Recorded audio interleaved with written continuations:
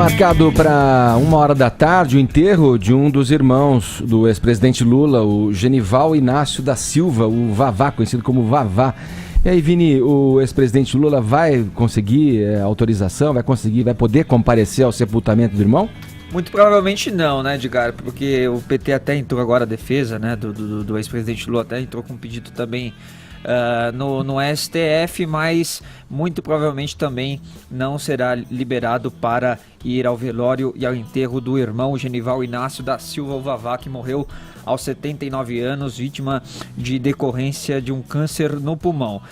Após a notícia confirmada da morte ontem, a defesa do Lula já entrou com 2 pedidos aí para que o ex-presidente saísse lá da sede da Polícia Federal em Curitiba para poder visitar o irmão, se baseando, Edgar, no artigo 120 da Lei de Execução Penal, mas a Justiça acabou negando este pedido do Lula. A juíza Carolina Lebos, da 12ª Vara Criminal Federal de Curitiba, seguiu aí a recomendação da Polícia Federal e indeferiu o pedido do ex-presidente. Esta decisão então foi confirmada pelo desembargador Leandro Paulsen do TRF4 e, segundo a Polícia Federal, Edgar, não há tempo hábil para se planejar uma logística de transporte. Também falta helicópteros, já que as aeronaves estão sendo usadas aí lá na tragédia de Brumadinho, e toda a questão de segurança, né? Eles justificam também que o velório enterro vai ser organizado em São Bernardo do Campo, lá na Pauliceia, que é reduto, né, do ex-presidente Lula, e eles falam até que foi o lugar onde o Lula ficou ali protegido, né, um pouco antes de ser preso lá pela militância petista, que acabou atrasando a ida dele para a Polícia Federal. Então eles se utilizam desses argumentos: investimento, né, o alto custo e a segurança. Basicamente é isso. Então o despacho da juíza diz o seguinte: este juízo não é insensível à natureza do pedido formulado pela defesa, todavia, ponderando-se os interesses envolvidos no quadro apresentado, a par da concreta impossibilidade logística de proceder-se ao deslocamento, impõe-se a preservação da segurança pública.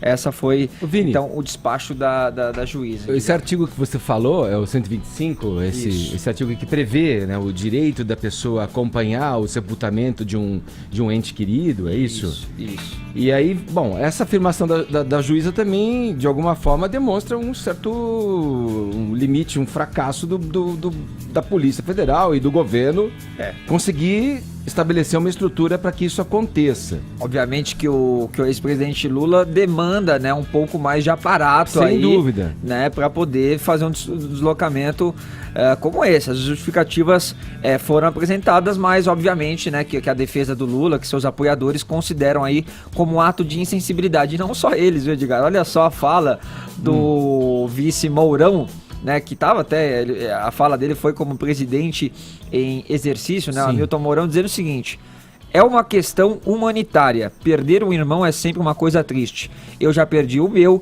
e sei como é, eu acho que se a justiça considerar que está ok, não vejo problema nenhum. Então falou aí um membro do governo Bolsonaro, presidente em exercício, Hamilton Mourão. E só para finalizar, quero colocar um vídeo do Lindbergh Farias, que já não é mais senador, né? Não foi reeleito senador, mas faz parte ali da cúpula petista, relembrando, Edgar, e essa declaração ele deu para o blog do Fernando Moraes, jornalista, no canal Nocaute no YouTube, relembrando que até na época da ditadura o presidente Lula pôde sair para visitar um parente morto. Vamos ver. Agora, o fato que eu queria trazer aqui para vocês é o seguinte: é que a defesa do presidente Lula acaba de entrar na justiça pedindo autorização para que o presidente Lula participe do enterro. Eu queria lembrar a todos que na ditadura militar, quando morreu a dona Lindu, a mãe do Lula, ele foi autorizado a ir no enterro. O enterro vai ser amanhã em São Bernardo do Campo, no cemitério da Pauliceia. Eu aproveito para chamar todos para irem para lá, porque havendo autorização ou não da vinda do Lula, com certeza esse vai ser um espaço importante de defesa da democracia, de repudiarmos toda essa perseguição que acontece com a família do presidente Lula e com o presidente Lula. Bom, vamos lá. Com essa fala aí do quase ex-senador, né, Lindbergh Porque Faria. ainda vai voltar, né? Quase ex-senador Lindbergh Faria. Fica bem claro que essa intenção de transformar um momento de dor, né, um momento de superação em um ato político é lamentável. Bom, a gente está diante aí de um episódio triste. É inevitável que isso desperte a nossa empatia, mesmo diante de um ícone da corrupção, como é o caso do ex-presidente Lula.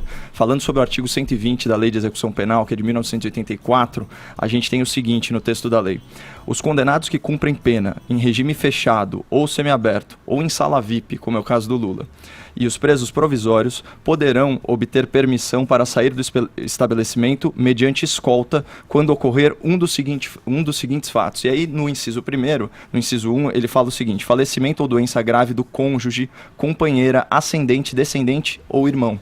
Então, nesse caso, você tem esse enquadramento. No parágrafo único fica estipulado o seguinte: a permissão de saída será concedida pelo diretor do estabelecimento onde se encontra o preso. Nesse caso, é o delegado Luciano Flores, da Polícia Federal. Ele é a autoridade competente, conforme esse dispositivo legal, e ele que deu o parecer inicial contrário, né, por essa questão aí de tempo hábil e os desafios logísticos que isso implicaria. Então, transporte e segurança. Na primeira instância, a gente teve a decisão da juíza federal, a doutora Carolina Lebos, no sentido de acompanhar, provocada, obviamente, pela defesa do Lula, ela acompanhou o relatório do delegado Luciano Flores, né? E ela falou da questão de ordem pública, como você bem colocou. Ela disse que não é insensível à natureza do pedido, mas que impõe-se, né, a preservação da segurança pública e da integridade física do próprio preso. Só que é muito importante, a outra justificativa dela diz respeito à natureza desse dispositivo legal, quando ele fala que os presos poderão obter permissão. Então, o texto da lei, ele exprime a noção de possibilidade, ou seja, não é um direito, é um direito possível, dependendo do entendimento das autoridades. Tanto que, na segunda instância, o desembargador do TRF4, o Leandro Paulsen, manteve a decisão da juíza. Então, aqui, os argumentos são muito simples. Não dá tempo para planejar e executar o transporte seguro do preso. A gente está falando de problemas de escolta, bloqueio de trajeto e tantas outras coisas. E o segundo, que parece uma coisa genérica, que é manter a ordem e a segurança pública, vai até no sentido do que foi a militância judicial petista durante todos esses anos, que é aquele conceito de que interesse público prevalece sobre interesse particular. Isso a gente tem expressos nos dispositivos sobre função social da propriedade, desapropriação de terra, aumento de tributo e redistribuição de renda. É a mesma linha.